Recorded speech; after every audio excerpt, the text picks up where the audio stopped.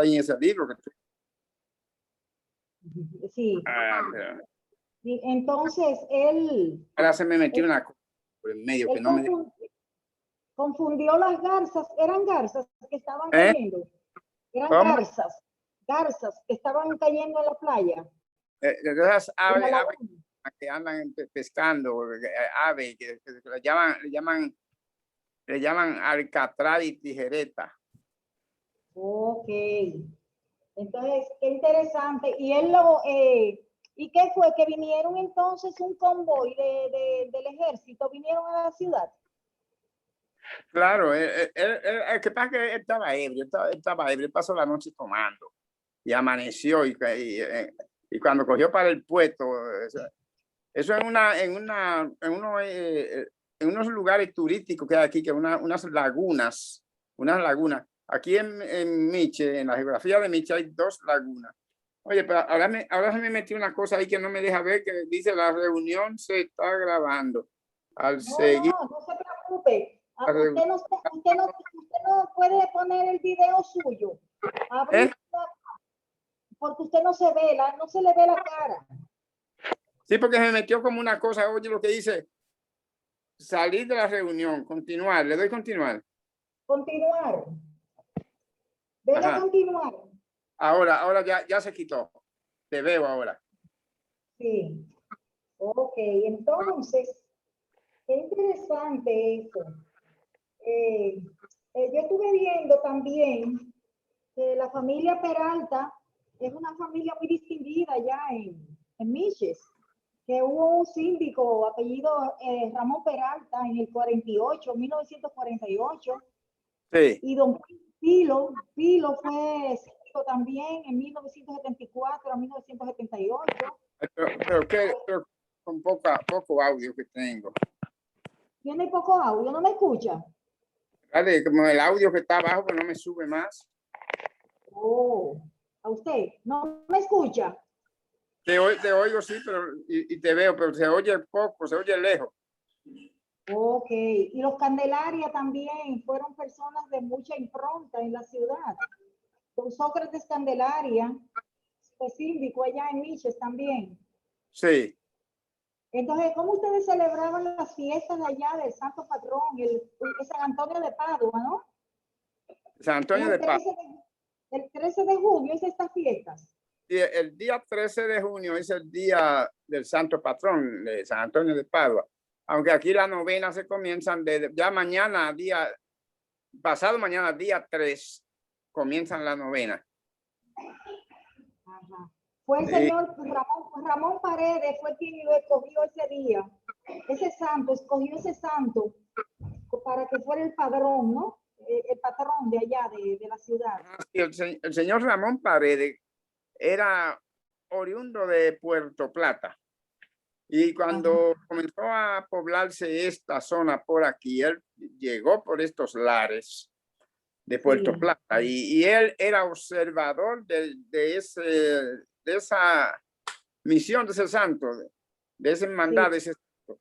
Él era adepto de él y celebraba un velorio allá y entonces cuando vino acá, por ahí como por el año 1860 o 70, llegó él aquí, a esto, que comenzó a poblarse.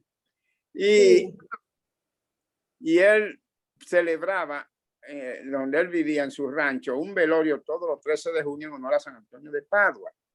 Entonces, la iglesia se hizo aquí por primera vez en el año 1896 y acordaron cuál iba a ser el santo patrón de aquí, de esta iglesia, y acordaron que escoger a San Antonio de Padua, porque ya ese señor de Puerto Plata, llamado Ramón Paredes, que ya era vecino de aquí, vivía aquí, era observador credo de esa fiesta religiosa, y acordaron escoger a San Antonio de Padua como santo patrón. Y entonces mandaron a comprar la imagen creo que a Alemania.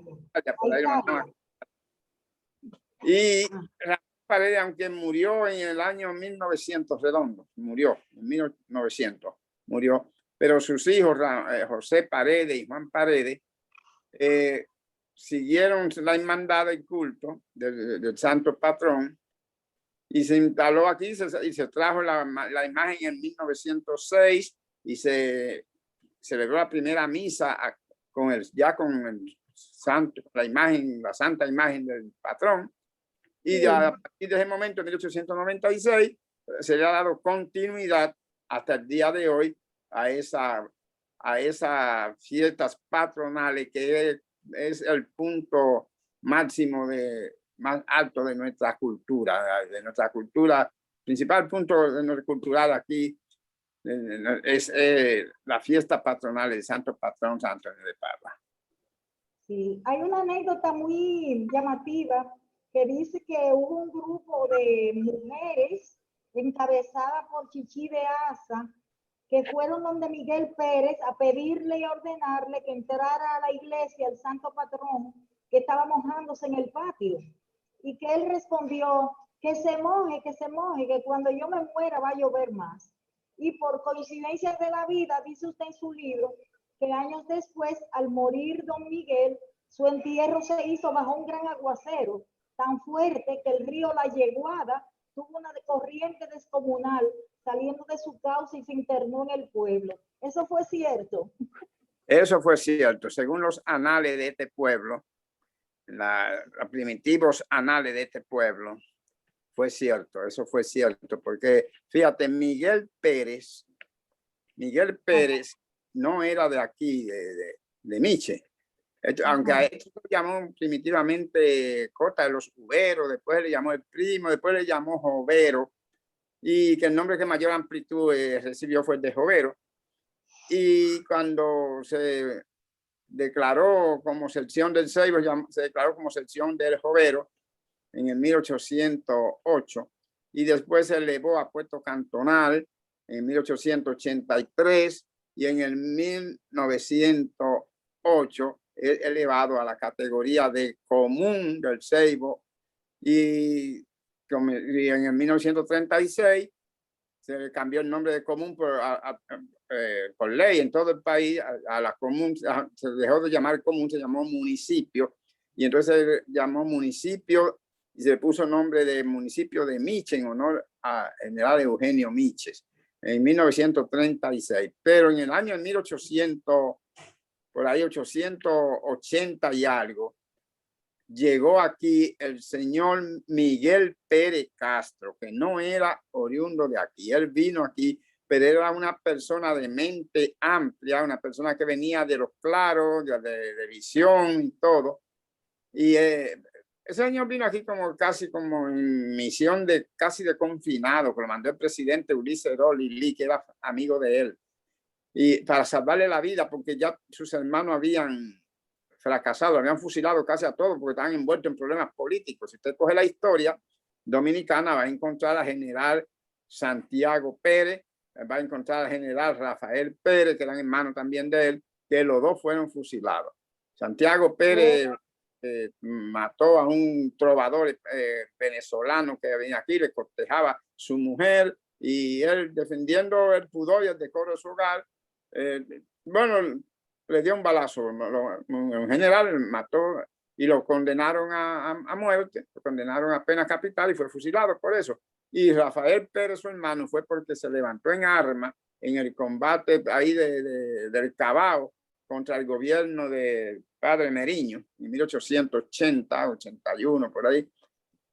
Y, perdón, y Meriño había decretado un decreto, perdón de la redundancia, había emitido un decreto, se llamó el decreto de San Fernando, cuando Meriño era presidente, que condenaba en armas, a pena de muerte, todo el que levantara en armas contra un gobierno legalmente constituido.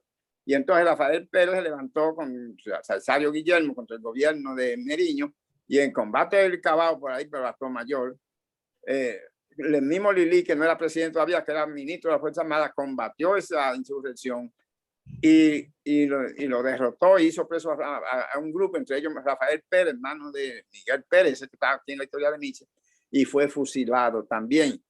Entonces el presidente Lili era amigo de Miguel Pérez, para salvarle la vida, porque ya que iba a fracasar, lo mandó para acá, para Miche, a fomentarle una gran finca que él tenía aquí, una gran parte de terreno, gran cantidad de terreno, para hacer una finca cocotera de coco. Lo mandó a administrar, sí.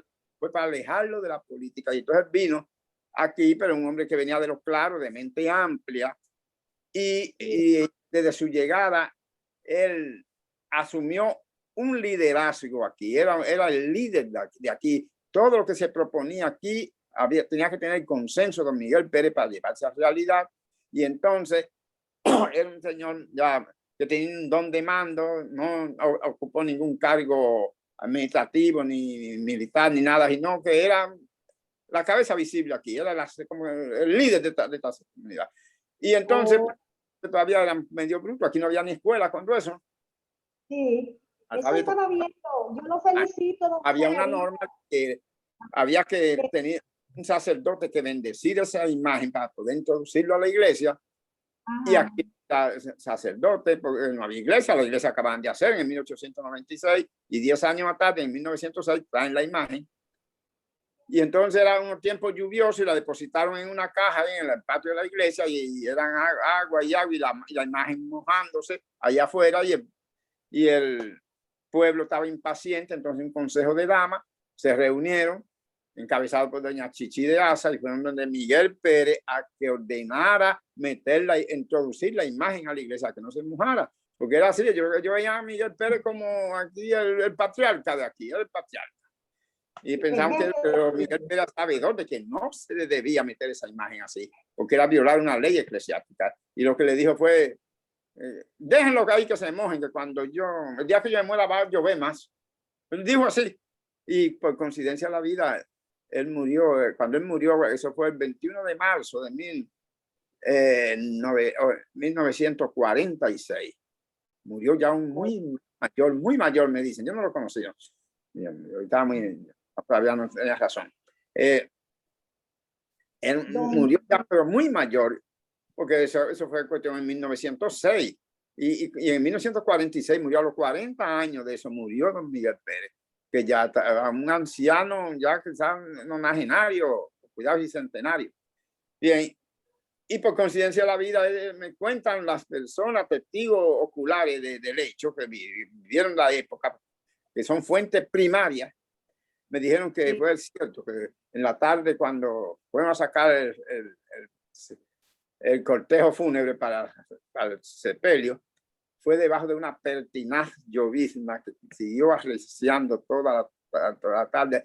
Estuvieron la gente aquí con paraguas, con manteles, plástico en la cabeza, y así lo enterraron debajo de esa pertinaz llovizna, y fue arreciando a caer la tarde y toda la noche lloviendo unos torrenciales aguaceros que el río de la Yeguada, que pasa por la orilla del pueblo, porque a la orilla ese río que está fundado esta ciudad, se salió de su cauce, hizo una creciente descomunal que hubo que abandonar el pueblo y socorrer a las personas y evacuar personas para la parte alta, porque el río se apoderó del pueblo. Y tú, de la vida, ¿qué poder tenía para decirle eso? La gente que cree en agorería y en cosas dicen, nada, para ellos santos dijeron amén. Pero él dijo así, déjenlo que se moje ahí, que el día que yo me muera va a llover más. Y por conciencia pasó una de las catástrofes más grandes que tenía, que experimentó este pueblo después del tsunami de 1946 también, porque eso fue en marzo. Y el 4 de agosto de ese mismo año, aquí en Miche vivió su experiencia más amarga, fue cuando el tsunami de 1946, que por cierto no causó ningún estrago, pensaba que se iba a destruir este pueblo, pero este pueblo en la parte norte, ahí en el mar, como está a la orilla del mar, y unos acantilados, una cordillera de piedra, no sé qué clase de coralina, creo que son esas piedras. Y la gran ola enorme que venía a sepultar este pueblo, a chocar con esa cordillera de piedra, perdió magnitud, perdió fuerza, perdió bravura y el pueblo, pero tuvieron que abandonar el pueblo. Todo el mundo salió huyendo para las montañas y tuvieron como 4 o 5 días en las montañas, ya que tenían lonas así puestas para guarecerse la inclemencia del tiempo, porque la tierra seguía temblando, eran réplica tras réplica, porque para esa época se verificó el movimiento sísmico más grande que registra la historia de este país. Y tuvo su punto, temblando. tuvo su epicentro, estuvo en la bahía escocesa frente a Nagua y fue de una magnitud de 8.1 en la escala. Oh, Dios, un tsunami que en esa época Matancita de Nagua fue casi totalmente destruida, sembró la muerte, el espanto, fue un hecatombe, pero aquí en Michel se sobrevivió, aunque hubo que abandonar el pueblo y yendo para la montaña, porque la tsunami desbarató esa cordillera de piedras que tiene este pueblo en la parte norte, ahí como a 2 kilómetros 3 más adentro. Sí, oiga, pero ustedes son un pueblo un poco supersticioso también, ¿no? Porque veo que también el 13 de junio, cuando vino el sacerdote a bendecir la iglesia, la colocó la imagen dentro de la iglesia, ese mismo día se ahogó en el río Mojica, dice usted, el señor José Paredes, que era hijo de Ramón Paredes y hermano de Juan Paredes. Y se quiso estar presente en la misa y al tratar de cruzar el río, que estaba muy hondo, las corrientes lo arrastraron. Oh, Dios. Así bien. Ustedes celebraban fiestas patronales, que en este mes se van a celebrar, las celebraban con muchas actividades, que ya eso no pasa ahora, ¿no? Eran muy llamativas estas fiestas, ¿no? A lomo de caballo y con la banda de música, donde participaba todo el mundo.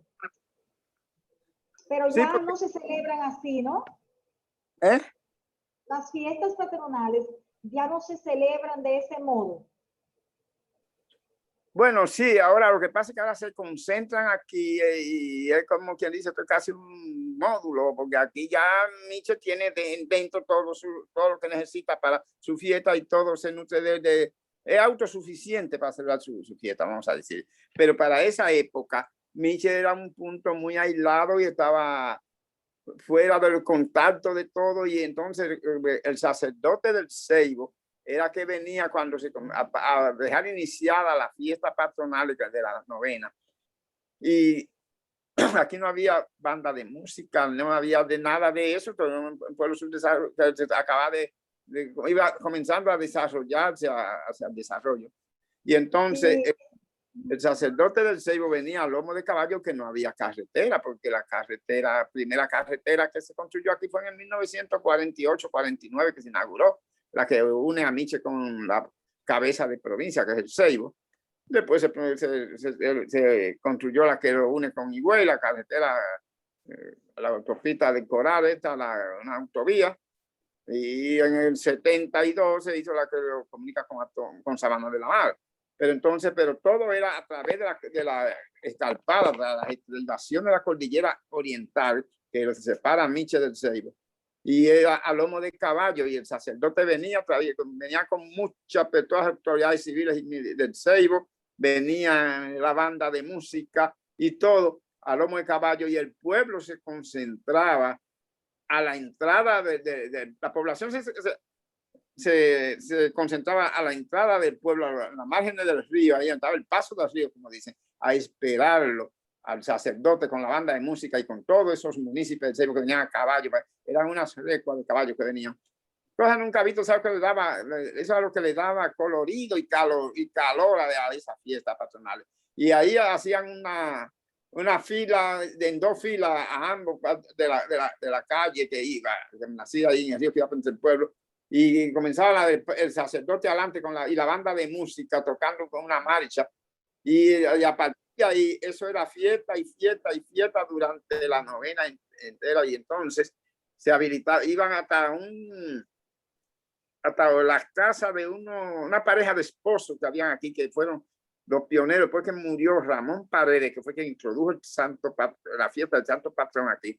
Después que él murió, entonces una pareja de esposos llamado Ambrosio Amparo e Hipólita Mercedes habilitaron una enorme enramada, y ahí aceleraron las novenas y la fiesta de Atabal, el Santo Patrón, Y entonces era ya una tradición que el sacerdote, cuando venía del Ceibo, y en el paso del río se desmontaban todos sus caballos, preparaban el, el desfile y al compás de la música de viento y todo, iban hasta la casa de los esposos Amparo Mercedes, en esa enorme ramada que hicieron, donde estaban los atabales y todo, y comenzaban ahí y aperturaba, el sacerdote aperturaba la novena del santo patrón y eso culminaba hasta el día 13 de junio, el día del verdadero del santo patrón, era que culminaba la fiesta. Entonces se celebraba una misa y se sacaba la imagen del santo patrón en andas, andar por el pueblo entero, llamar la procesión. Y ahí culminaba la fiesta patronal. Pero eso era lo que más interés despertaba en este pueblo para esa época, era por el subdesarrollo que había y que los municipios de aquí estaban aislados de todo, estaban impedidos casi de tener contacto con eso, con todas las cuestiones. Y por eso causó tanto emoción y todavía se mantiene, porque han seguido sucediendo, uno desaparece y aparece otro con fervor, como usted va a encontrar en ese libro. Aparece Bienvenido Leonardo, que mantuvo después la fiesta patronal aquí hasta que las circunstancias de salubridad lo permitieron. Ya él murió, y después que él murió, entonces ahora mismo actualmente la señora Francia Amparo ha habilitado una ramada para tocar al santo patrón, atabal al santo patrón, trae atabaleros de las regiones, los más diestros en eso. Aunque el año pasado no se pudo celebrar, ni este año va a celebrar por la cuestión de la pandemia, y por esas circunstancias que ha atenuado en el caso, pero esa señora Francia Amparo ha seguido esa tradición y eso ha seguido con todo el colorido y colorido. Sí, pero mire, yo lo felicito, don Seferino Moniz, por este libro de Miches, que gracias a Dios fue editado por el Archivo General de la Nación, porque usted me ha permitido disfrutar de su comunidad, a la cual me propongo conocer en breve, porque yo que nací en San Pedro de Macorís, nunca he ido a Miches, y usted me ha enamorado con esa comunidad de productora de cocos, de agrícola, ganadera, donde la pescadería y el coco son las fuentes principales de la economía. Yo lo felicito, usted es maestro. Me llamó también la atención en su libro el hecho de que usted dice que la educación secundaria, el liceo se llama Padre Daniel Magnier, en honor al Padre Daniel, que fue un francés que estuvo allá en la comunidad, pero que llegó tarde la educación secundaria. El liceo fue inaugurado en los años 70, ¿no? 74. El primer liceo secundario, es decir, que ustedes tenían que desplazarse al Ceibo y a otras comunidades, San Pedro de Macorís, a realizar sus estudios, y que ustedes son una comunidad con tantos talentos que tienen, mucha gente preparada, a pesar de que en cierto modo, estuvieron aislados por mucho tiempo de las grandes ciudades. Usted era maestro. Toda la vida fui. Sí. Usted fue maestro. Sí, toda la vida fui maestro.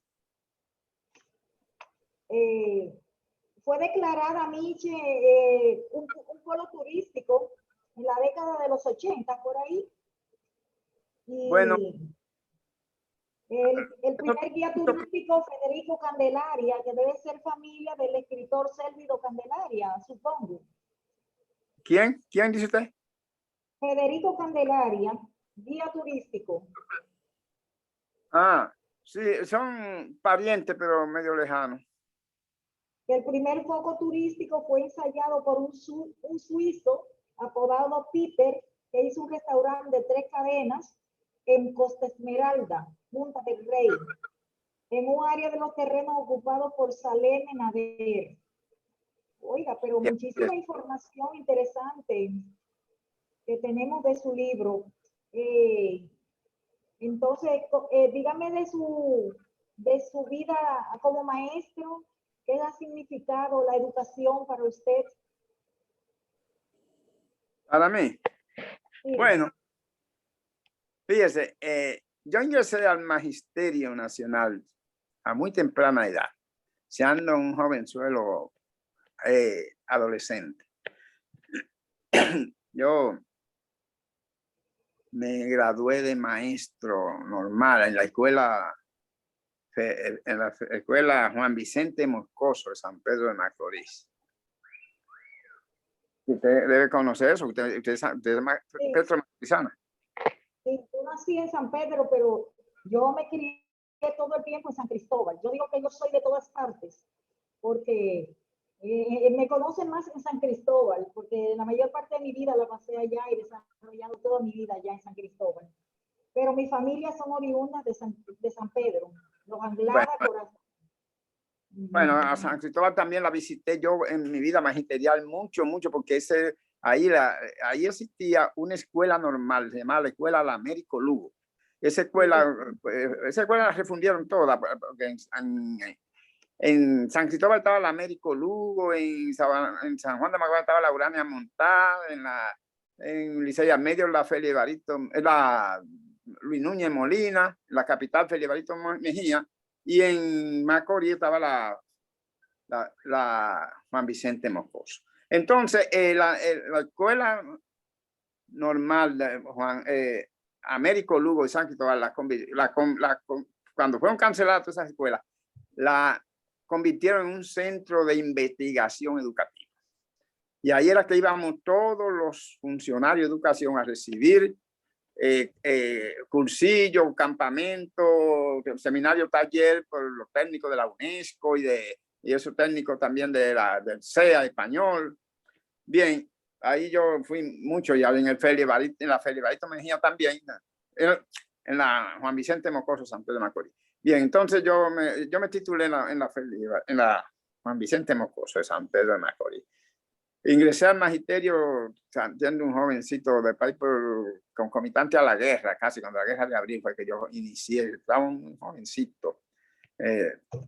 Y ingresé al magisterio y fui docente por espacio como de 6 o 7 años.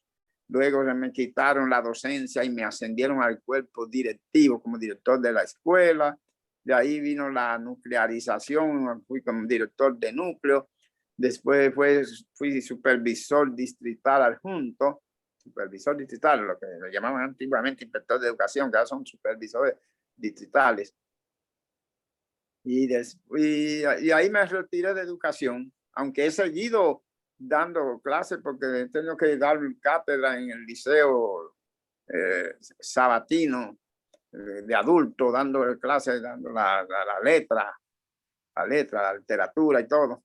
Y he tenido que duré muchos años, duré como 35, 37 años en educación y todavía estoy, porque no directamente, pero indirectamente estoy, porque aquí cada rato es raro que no me invitan de los liceos, que queremos que nos den una conferencia, una charla sobre Juan Pablo Duarte, queremos una charla de la independencia, de la constitución, y yo tengo que darla porque si me ven como el punto, vamos a decir, como la cabeza visible aquí de la cultura, no me puedo negar y siempre, y todavía estoy en eso y aquí siempre vienen alumnos de la universidad, de los liceos, que profesor, nosotros queremos 10 minutos, media hora de su tiempo, que nosotros tenemos trabajo de esto, que andamos investigaciones, que aquí viene la Universidad de UNIBE, de la UAS, del Departamento de Sismología, que queremos me graban conferencias y pequeñas charlas,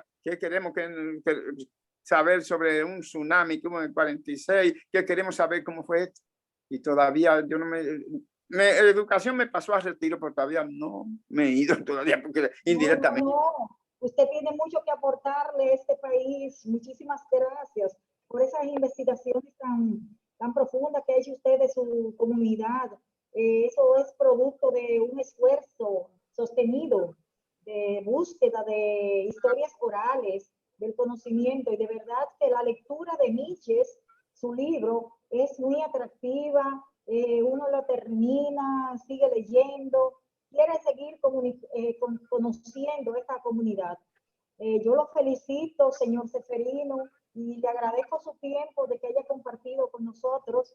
Esperamos que tener una tertulia más amplia con usted para que nos siga hablando de tantas cosas interesantes que han pasado allá en Miches. Lo que pasó ahora, el último, ya para no cansarle, lo de la Loma La Berrenda, donde cayeron abatidos los luchadores del 14 de junio, Pipe Faxas, Pipe Faxas Canto, Sí, del pueblo. Cayeron muchos del pueblo. En diciembre de 1964, ¿no? 63. 63.